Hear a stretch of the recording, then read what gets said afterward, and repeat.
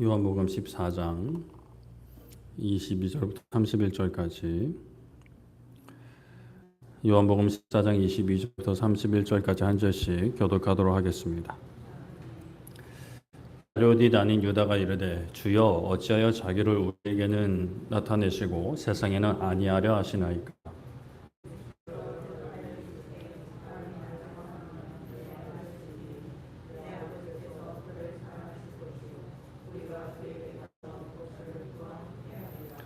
나를 사랑하지 아니하는 자는 내 말을 지키지 아니하나니 너희가 듣는 말은 내 말이 아니요 나를 보내신 아버지의 말씀이니라.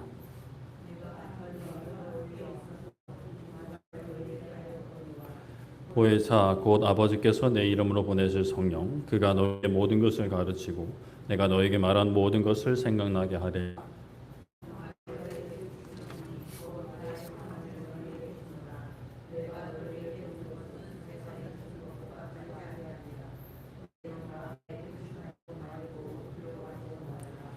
내가 갔다가 너희에게로 온다 하는 말을 너희가 들었나니 나를 사랑하였더라면 내가 아버지께로 감을 기하였으리라. 아버지는 나보다 크심이라.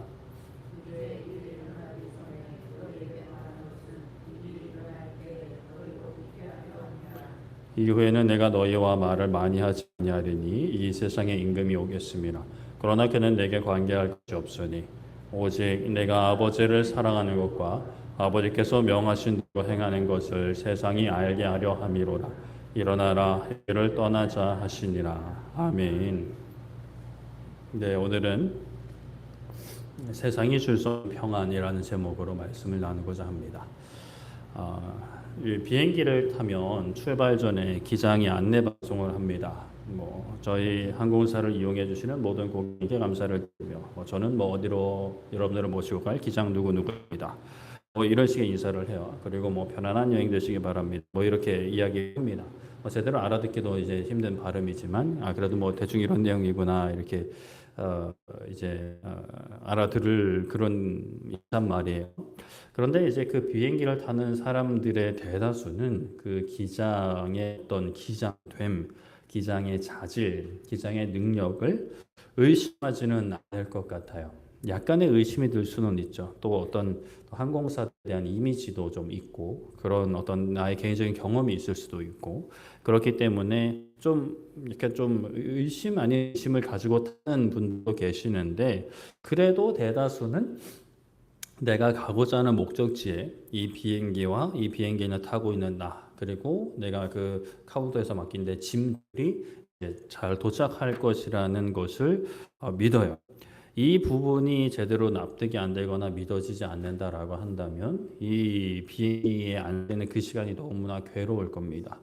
폐쇄공포증, 불안장애, 공황장애 등으로 비행기에 헐떡헐떡거리면서 언론 주세요 이렇게 이제 할 수도 있겠죠. 그렇게 많은 사람들이 비행기 기장을 믿어요. 엄청난 믿음의 고백을 입으로 하지는 않습니다. 믿습니다! 이렇게 하지는 않지만 그 믿음은 이제 어떻게 드러나느냐? 내가 목적지에 도착하지 못할 것이라는 그 불안에 시달리지 않는 내 모습. 물론 비행기가 답답하기도 하고 건조하기도 하고 자리도 좁고 이런 어떤 불편함들은 있을 수 있겠지만 그래도 내가 잘 도착 못하면 어떡하지? 엉뚱한 곳에 내리면 어떡하지? 내가 베트남을 가야 되는데 일본에 내리면 어떡하지? 이런 걱정은 이제 대부분 이제 안 한단 말이죠. 그래서 이제 많은 사람들이 사실 기장이 누구인지는 사실 관심이 별로 없겠지만 내가 탄 비행기의 어떤 그 기장이 잘 나를 데려다 줄 것은 기본적으로 믿는 것 같아요. 기장을 믿지는 않아도 어찌됐건 그 어떤 상황은 우리가 이렇게 받아들이는 거죠. 그 믿음은 나를 평안하게 합니다. 비행기 안이 답답하더라도 일단은 그러는 없어요. 우리가 하나님을 향해 가지는 믿음도 좀 비슷한 부분이 있는 것 같습니다. 내가 비행기를 탔으면 기차를 탔으면 또는 택시는 좀 불안하려나? 택시를 탔으면 이 비행기가 이 교통수단이 그 내가 원하던 그리고 미리 공지된 그 목적지까지 갈 것이라고 믿는 것처럼 우리가 하나님을 믿었으면 하나님의 그 통치하심, 하나님의 영역 안에 들어왔으면 하나님께서 나를 목적지까지 잘 데려다 주실 것을 우리는 믿어야 되는 거예요.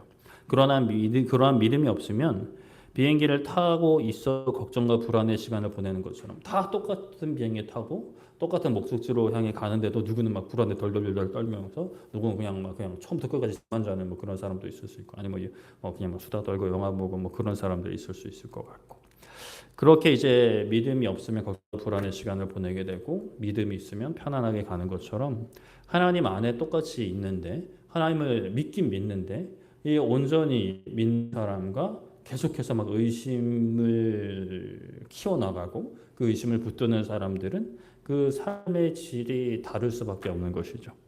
오늘 말씀에서 예수님은 제자들에게 두려워하지 말 것을 말씀하십니다. 제자들은 뭐가 두려웠을까요? 예수님께서 제자들을 떠난다 하셨습니다. 너희 돕는 분을 보낼 것이고 너희를 고아 같이 버려두지 않겠다 하셨어요. 떠난다 하시니 제자들의 마음이 쉽게 편해지지는 않은 것 같아요. 제가 저는 이제 다음 주에 떠납니다. 뭐 이런 식으로 이제 광고를 하면 여러분들 마음은 크게 불편하지 않으시겠죠?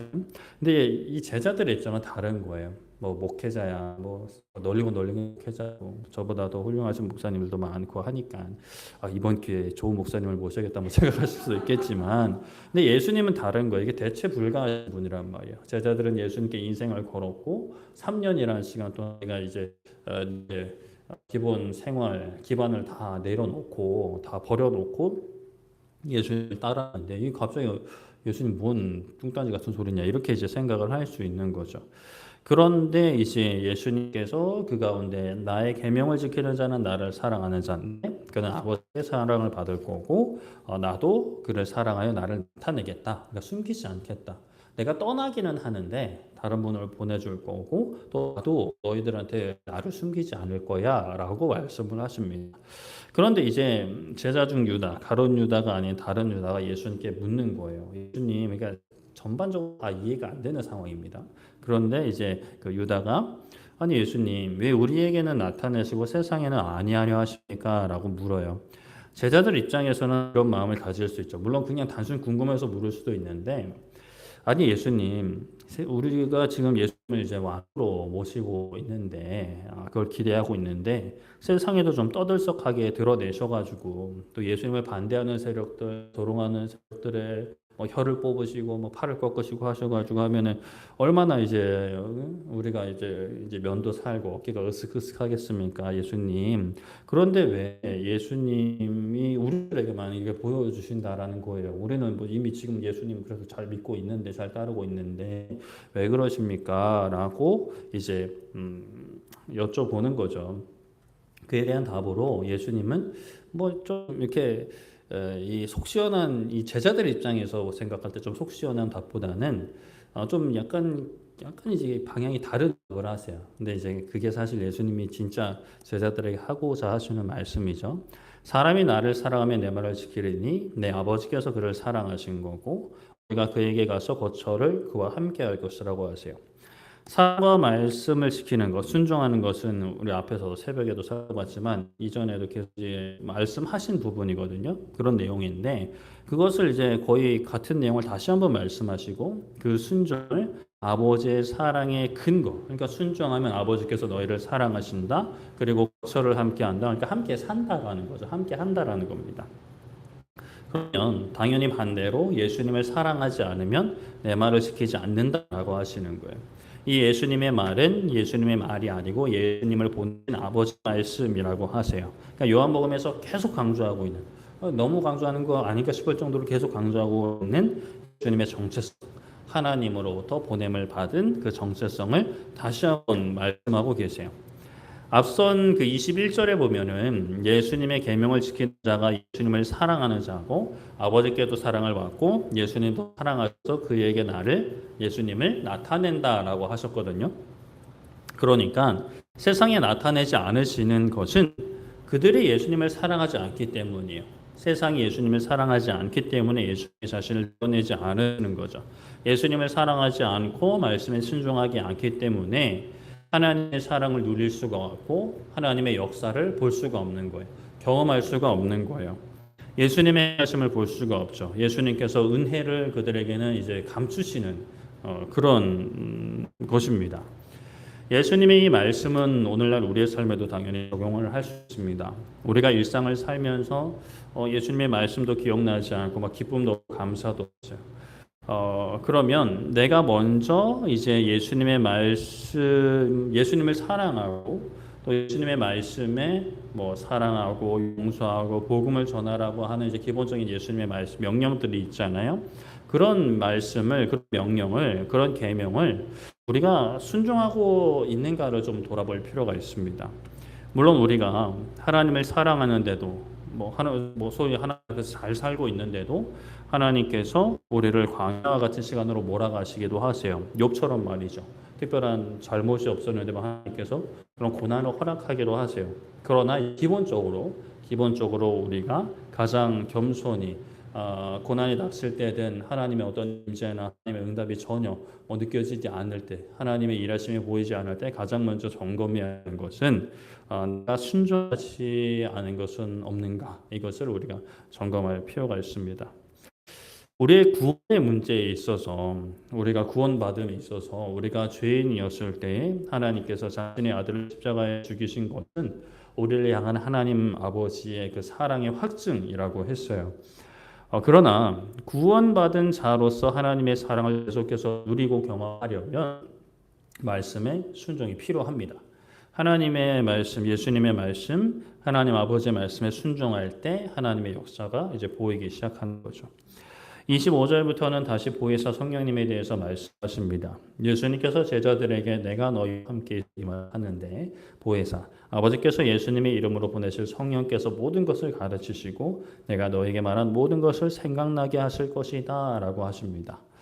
이것이 이제 성령님께서 하시는 주요한 역사이죠. 신비한 체험을 하고 경험을 하는 것도 물론 하나님의 역사일 수도 있는데 말씀을 가르치시고 말씀이 기억나게 하시는 거예요. 우리가 말씀을 듣고 말씀을 이해하고 깨달아지는 것은 우리가 똑똑해서 그런 게 아닙니다. 말씀을 이해하고 삶 가운데 기억나는 것 다 성령 하나님의 역사인 거죠. 물론 마귀도 말씀으로 장난을 치기 때문에 우리가 말씀이 다 기억나고 말씀으로 무슨 일을 해결하려고 한다고 해서 그게 다 성령 하나님의 역사냐는 조심해야 되는 부분입니다. 마귀도 말씀을 가지고 이상 적용을 예수님에게 이제 시험으로 이제 하게 했으니까요. 그렇게 우리가 잘못 이제 빠져들 수가 있어요. 그래서 이제 말씀이 깨달아지고 또 적용되었을 때 일단은 기본적으로 다시 한번 말씀의 전체적인 흐름, 그 맥락으로 그 가르침으로 점검해야 하는 그런 과정도 필요해요. 그래서 이제 우리의 마음 가운데 말씀이 깨달아지고 기억나는데 그 모든 기억과 적용이 하나님의 말씀의 전반적인 흐름에 합당하고 또 그 적용도 합당하다면 이것은 하나님의 역사다라고 보는 것이 맞는 것입니다.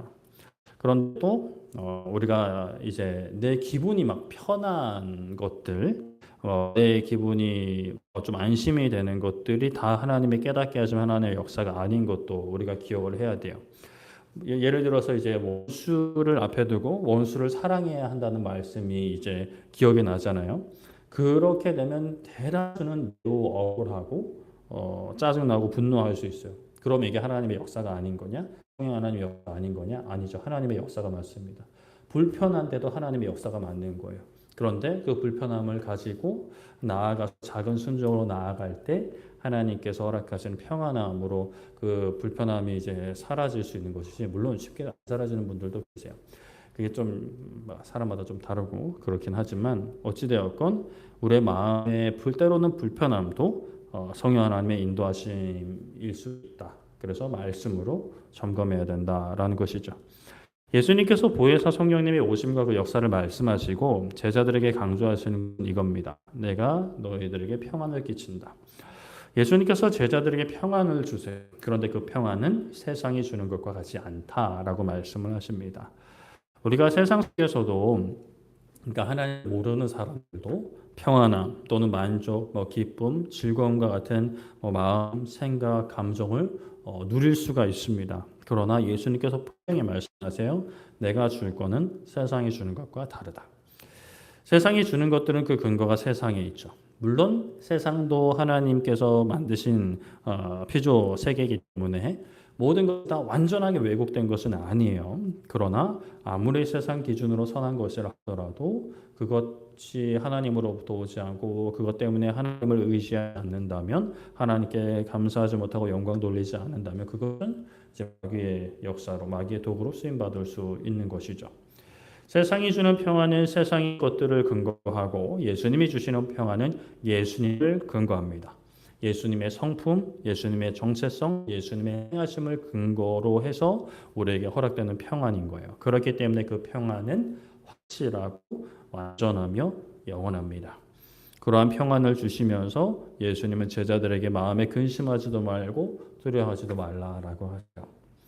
일단 이 말씀의 배경의 제자들은 아까도 언급했지만 예수님이 자신들을 떠나신다라는 것, 예수님과 헤어진다라는 것에 대한 근심과 걱정이 있습니다. 그러나 그것에 사로잡히지 말라 하세요. 예수님과 제자들의 물리적 거리가 멀어지는 것은 사실이지만 예수님께서 그들을 버려두시는 것은 결코 아닙니다. 일단 예수님께서 갔다가 온다라고 하셨어요. 완전히 떠나시는 게 아니죠. 그리고 말씀하시기를 나를 사랑하여라면 너희가 내가 아버지께로 가면 기뻐했을 것이라고 하세요. 왜냐하면 아버지는 나보다 크신 분이기 때문이다라고 하시죠. 참 이것은 우리에게 굉장히 깊은 고민과 도전을 준 부분이기도 합니다. 우리가 하나님 아버지께로 나아감을 기뻐해야 돼요. 땅에서 우리의 마음과 생각과 영혼이 하나님께로 나아가는 것도 기쁘지만 우리가 이 세상을 떠나서 하나님 아버지께로 가는 것도 기뻐해야 합니다. 우리가 이 부분을 깊이 생각해 봐야 돼요. 특히나 우리가 죽음을 받아들임에 있어서 우리 그리스도인들도 많이 슬퍼해요. 이거 슬퍼하는 게 어떤 면에서 당연하기도 한데, 그런데 그 당연한 것도 한번 생각을 해봐야 돼요. 그 슬픔의 이유가 뭔가, 슬픔의 근원이 뭔가. 우리가 특히나 이제 사랑하는 가족들이나 뭐 친구들, 연인들 또는 뭐 심지어 자녀들을 먼저 하나님께로 이렇게 올렸어요. 그런데 우리가 막 너무 슬프잖아요, 사실. 너무 힘들고 너무 괴로워요. 그런데 그게 그 이유가 뭔지 우리가 살펴봐야 되는 것이죠. 세상 사람들과 똑같은 이유인지, 그래도 세상 사람들과 뭔가 다른 건지, 아니면 정말 내가 나보다 하나님이 크다고 믿고 있는가? 내가 이 땅에 거하는 것보다, 우리가 이 땅에 거하는 것보다 영원한 하나님 나라에 주님과 함께 거하는 것을 더 귀하게 가치 있게 두고 있는가? 아니면 아직까지 내가 영원한 하나님 나라에서 주님과 함께하는 삶에 대한 영생을 그냥 머릿속에 어떤 관념적으로만 생각하고 있는 것은 아닌가, 내가 온전히 받아들이지 못하고 있는 것은 아닌가를 우리가 깊이 생각해 볼 필요가 있습니다. 이 세상 살기 힘들어서 그냥 빨리 죽고 천국 가고 싶다라는 생각을 우리가 조심해야 되는데, 그것뿐만이 아니라 영원한 하나님의 나라에 대한 기대와 소망이 없이 땅에서 오래 사는 것만이 복이고, 하나님께서 내가 사랑하는 사람들을 또 그렇게 하셔야 한다는 생각도 그 중심에 무엇이 있는가를 우리가 살펴봐야 되는 거예요. 그냥 죽음은 슬픈 거니까 다 그렇게 하니까라고 그냥 우리가 치부해서는 안 되는 것이죠. 그래서 예수님께서 아버지께로 가는 것을 너희가 나를 사랑하면 기뻐했을 것이라 하십니다. 사랑하는 사람이 잘 되기를 바라죠. 즐겁고 기쁘기를 원합니다. 나와 함께 있는 것도 좋지만 내가 함께 하지 못하더라도 좋은 것을 먹고 좋은 것을 보며 좋은 곳에 다니기를 원하죠.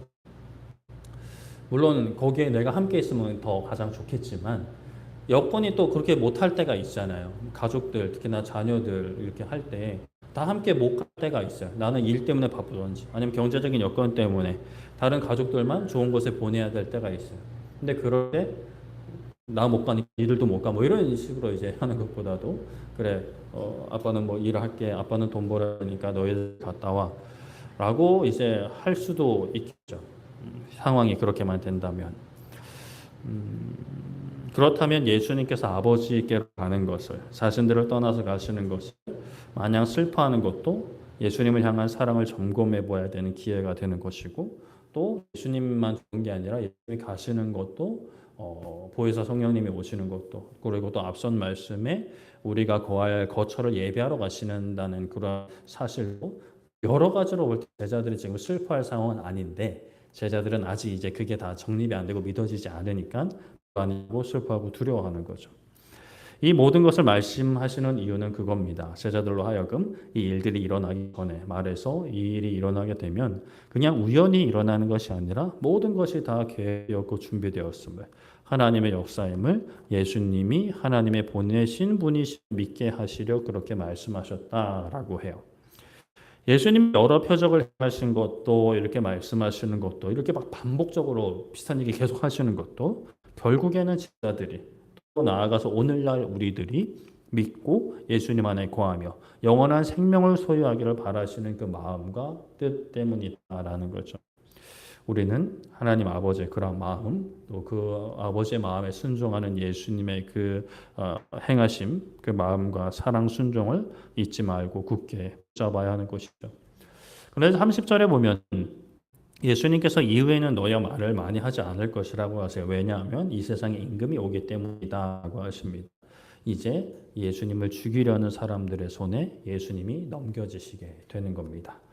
그런데 예수님께서는 그 세상의 임금과 내가 관계할 게 없다라고 하세요. 즉 세상의 임금, 즉 예수님을 죽이려는 세력이 예수님을 잡고 심지어 죽이기까지 하겠지만 그들이 예수님을 그렇게 하는 게 아니라는 거야. 내가 그들 때문에 그렇게 되는 게 아니라는 겁니다. 예수님은 그냥 그 길을 걸어가시는 거예요. 아버지 뜻에 순종하기 위해 그 길을 걸어가시는 거예요. 그렇게 쓰임받는 것입니다.